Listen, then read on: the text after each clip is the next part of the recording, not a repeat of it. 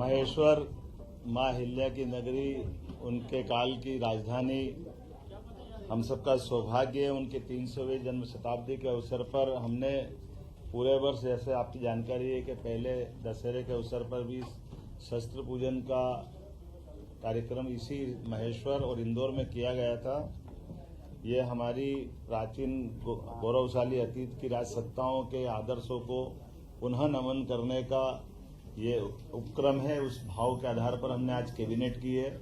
मुझे इस बात की प्रसन्नता है कि हमारे मंत्रिमंडल के सभी माननीय मंत्रीगणों के साथ, माननीय उप मुख्यमंत्रीगणों के साथ, और हमने जो निर्णय किए हैं वो भी माँ अहिल्या के उस शासनकाल को स्मृति में रखते हुए आज का दिन ऐतिहासिक बनाने का प्रयास किया गया है। मुझे इस बात की प्रसन्नता है कि आज जब हम यहाँ अहिल्या माता की नगरी में आए तो सबसे पहले हम माँ अहिल्या के उस किले में उनकी राजगद्दी को नमन करते हुए माँ नर्मदा के पूजन आशीर्वाद के बाद मीटिंग में गए, और खास करके दोनों पक्ष के, हमारे होलकर वंश के यहाँ के रिचर्ड साहब जो वर्तमान में राजगद्दी के उत्तराधिकारी हैं, और माँ अहिल्या के मायका पक्ष से हमारे राम शिंदे जी जो चेयरमैन महाराष्ट्र लेजिस्लेटिव काउंसिल के भी माननीय अध्यक्ष हैं, वो हमारे बीच मौजूद हैं और मौजूद थे, जिनके आधार पर हमने अहिल्या माता के दोनों वंशों से जुड़कर के इस भावना को प्रकटीकरण किया है। कुछ निर्णय आज हमने और अहिल्या माता को दृष्टिगत रखते हुए किए हैं। एक तो खास करके हमारी अपनी सामाजिक समरसता की भावना का जो अहिल्या माता का भाव रहा है, इसी आधार पर डॉक्टर भीमराव सामाजिक विज्ञान विश्वविद्यालय को 25 करोड़ राशि देकर के हमने हमारी जो अंबेडकर विश्वविद्यालय महू में है, इसका विधि संकाय को और अन्य आधारभूत संरचनाओं के लिए ये राशि देने की घोषणा की है, जिस आधार पर हमारा अंबेडकर विश्वविद्यालय और अच्छा हो। आपकी सबकी जानकारी में रहेगा, डॉक्टर भीमराव अंबेडकर की जन्मस्थली महू है, और हमारी सरकार, भारतीय जनता पार्टी की पूर्ववर्ती सरकारों ने ही उस स्थान को एक तरह से तीर्थ स्थल के रूप में विकसित किया है। लेकिन उसके साथ साथ वहां के विश्वविद्यालय का भी अंबेडकर जी का चूंकि शिक्षा में बड़ा योगदान है, और आज हमने निर्णय किया कि लॉ में भी उनकी बड़ी भूमिका है, तो विधि संकाय के साथ उसको एक्सीलेंस, सेंटर ऑफ एक्सीलेंस के नाते से भी विकसित किया जाए, इस दिशा में हमने आज निर्णय किया है। कुछ निर्णय और भी किए हैं, जैसे एक निर्णय हमने किया है कि विशेष परिस्थितियों में माननीय मंत्रीगण भी ट्रांसफर कर सकेंगे। इस विषय को आज हमने कंप्लीट किया है। हमारे खास करके विधिवत तो ट्रांसफर पॉलिसी बाद में आएगी, लेकिन इसमें विस्तारित रूप से करने के पहले हमारे माननीय मंत्रीगण अपने विभागों के अंदर सुव्यवस्था स्थापित करने के लिए इस पे काम कर सके। माँ अहिल्या की जब बात कर रहे हैं तो कल्याणी विवाह को भी प्रोत्साहन देने का निर्णय किया है। हमारी विधवा बहनें या परित्यक्ता बहनें अपना पुनर्जीवन एक विवाहित रूप में आगे निकाले, इसलिए मुख्यमंत्री कन्यादान योजना तो चलेगी, लेकिन खासकर हमारी सरकार इस दिशा में कल्याणी बहनों के जीवन को बेहतर बनाने की दिशा में पूरे प्रदेश में इस अभियान चला करके इसमें प्रति विवाह 2 लाख की धनराशि जो हमारी इस योजना का हिस्सा रहेगी, इस पे हम काफी काम करने वाले हैं। खासकर बीच में ऐसे निर्णय तो बहुत सारे हैं, जैसे हमने आज अपने 3 नए जिलों में हमने चिकित्सालय की बात की है, तो पीएम एयर टैक्सी के माध्यम से कल जो आर्गन डोनेशन का बड़ा प्रयोग हुआ है भोपाल में, जहां हमने ग्रीन कॉरिडोर बनाकर जबलपुर से एयर टैक्सियों का उपयोग करते हुए दोनों तरह से ब्रेन और हार्ट ट्रांसप्लांट करने में सफलता पाई है। ये बड़ा निर्णय है। मैं मान के चलता हूं कि हमारा चिकित्सा विभाग और ये जो शासन की योजनाओं के समेकित रूप से इसी प्रकार के प्रयास चलना चाहिए। आज एक और निर्णय हमारा किसानों से संबंधित हुआ है।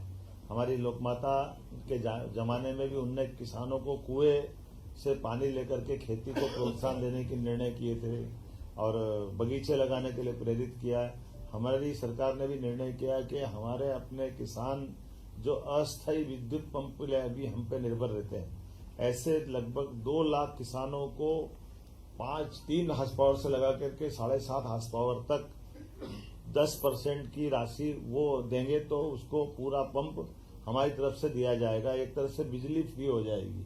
ये बहुत बड़ा निर्णय है जिसके आधार पर किसानों को अपने लिए खुद के सोलर पंप के माध्यम से उनको बिजली की उपलब्धता उनके आत्मनिर्भर बनाएगी।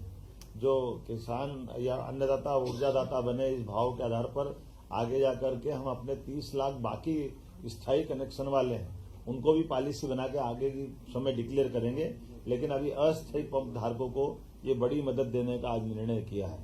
मैं उम्मीद करता हूं इसी के साथ साथ जो एक बड़ा निर्णय हुआ है मंत्रिपरिषद के माननीय मंत्रीगणों के बीच में कि हमारे बीच में ये जो कल डॉक्टर भीमराव अंबेडकर सेतु की जो सौगात भोपाल में दी है, इसके बाद 180 करोड़ की लागत से एक नया सेतु और भोपाल के लिए मंजूर किया गया है, जिसके आधार पर भोपाल की जो खासकर अपने आवागमन के लिए यातायात की दृष्टि से वो बावड़िया भाऊ है ना, बावड़िया भाऊ क्या बोलते हैं, बावड़िया कला, ये हमारी श्रीमती कृष्णा गौड़ जी की विधानसभा के पास का हिस्सा है, लेकिन यातायात की दृष्टि से इसका बड़ा एक लाभ मिलेगा।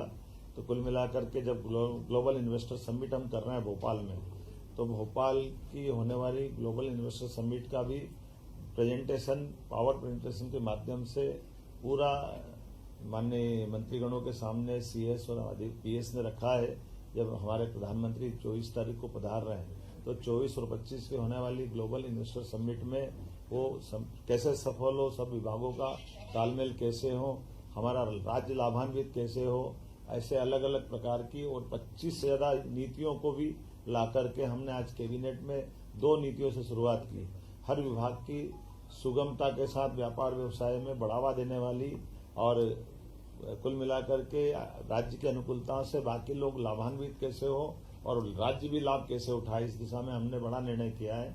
आज ये गेमिंग से लेकर के एक और खास करके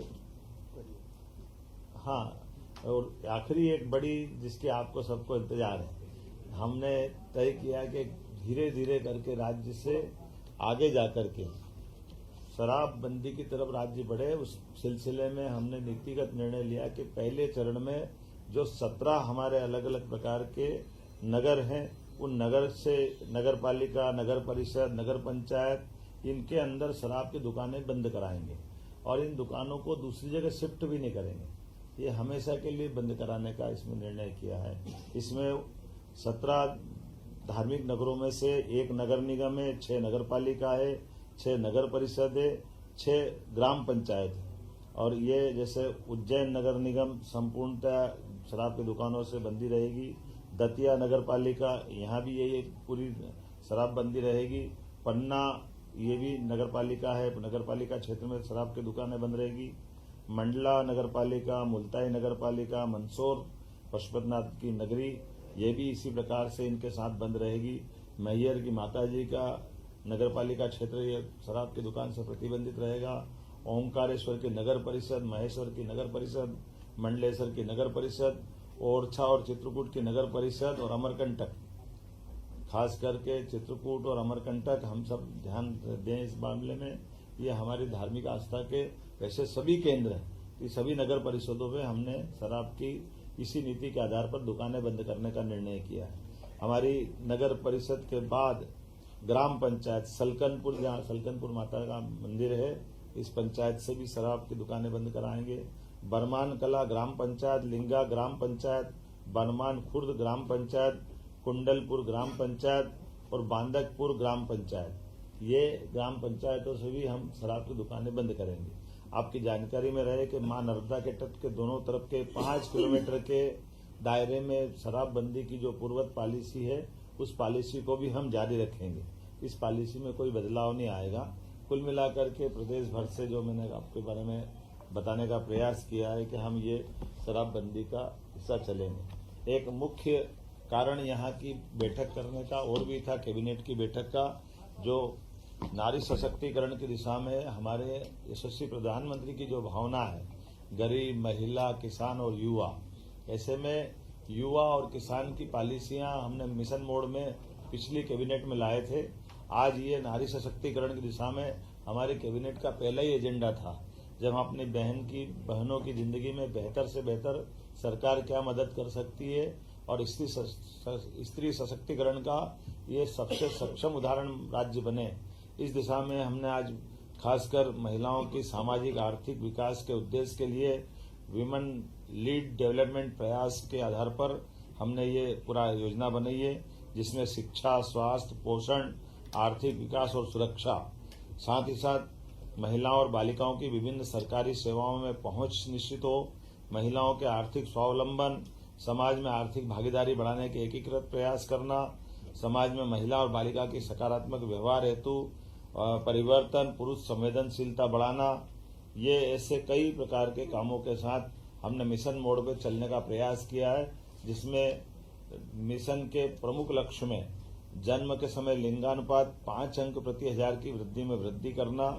बालिकाओं की 10 और उससे अधिक वर्षों की स्कूली शिक्षा में 5% की वृद्धि करना, मातृ मृत्यु दर में 10 अंकों की कमी लाना, महिलाओं के विरुद्ध अपराध में 5 अंक की कमी लाना, बाल विवाह में 5% की कमी लाना, महिला श्रम भागीदारी 3% की कमी कराना लाना और मिशन के प्रमुख घटक में स्वास्थ्य और पोषण, शिक्षा और जीवन कौशल, आर्थिक स्वावलंबन, सुरक्षा और संरक्षण, संवाद से व्यवहार परिवर्तन इत्यादि कई प्रकार के ये मिशन मोड के प्रमुख घटक हैं। उम्मीद करेंगे नारी सशक्तिकरण की दिशा में यशस्वी प्रधानमंत्री श्रीमान नरेंद्र मोदी जी की भावना के अनुसार मध्य प्रदेश अपने बहनों की जिंदगी को बेहतर करने के लिए योग्य भूमिका निभाएगा। ऐसे और कई सारे विषय हैं, लेकिन आज तो आनंद है इस बात का कि आज पुनः 300 साल पुरानी राजधानी चैतन्य हुई है। हमारी राजधानी का वो जो पुराना गौरव, होलकर साम्राज्य का समय का, आज वो हमको अपनी आंखों के सामने दिखाई दे रहा है। होलकर साम्राज्य का तो यद्यपि सांस्कृतिक क्षेत्र बहुत बड़ा था, लेकिन भौगोलिक क्षेत्र छोटा था, लेकिन आज पूरे प्रदेश को लेकर के सारे निर्णय हमने दूरगामी दृष्टि से यहाँ लिए हैं। तो माँ अहिल्या माता का भी और माँ नर्मदा का आशीर्वाद भी हमारे साथ है। इस गौरवशाली क्षण में आप सब साक्षी बने। मैं प्रदेशवासियों को, देशवासियों को बधाई देना चाहूंगा, जिनके माध्यम से पूरा काम।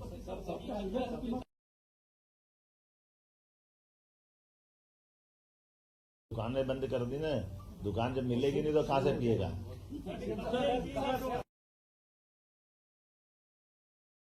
ये तो घोषित रूप से बोला हमने। आप प्रसाद ले जाओगे ना।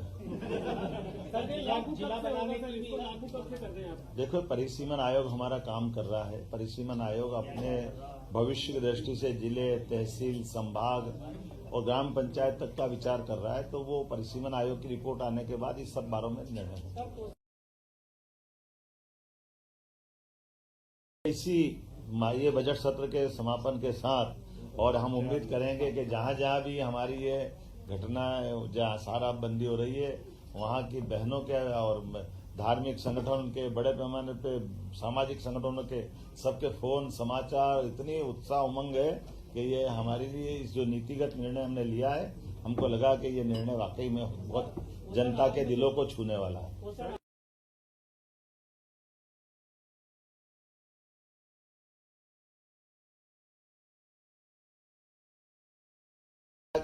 सारी बात आ गई। बहुत धन्यवाद।